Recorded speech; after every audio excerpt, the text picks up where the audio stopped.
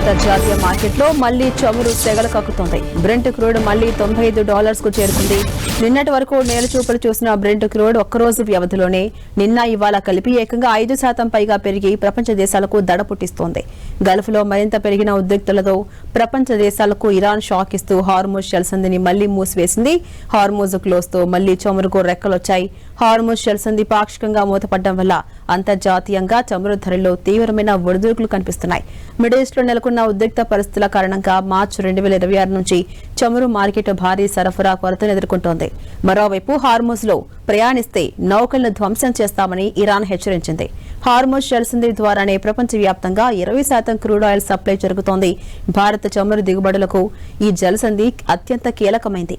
Iran నిర్ణయంతో ప్రత్యామ్నాయాలపై Bharat focus పెట్టింది. America, Russia నుంచి చమురు దిగుమతికి భారత్ సన్నాహాలు చేస్తోంది.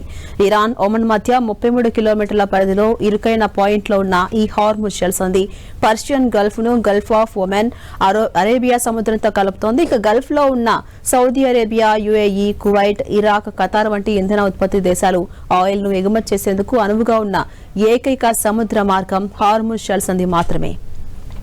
ఇక ప్రస్తుతం ఈ యొక్క చెక్ పాయింట్ ద్వారానే ప్రపంచవ్యాప్తంగా 20% ఇంధనం సరఫరా అవుతోంది. ఈ హార్ముజ్ జలసంధి ప్రాంతంలోని చాలా ద్వీపాలు ప్రస్తుతం ఇరాన్ ఆధీనంలోనే ఉన్నాయి.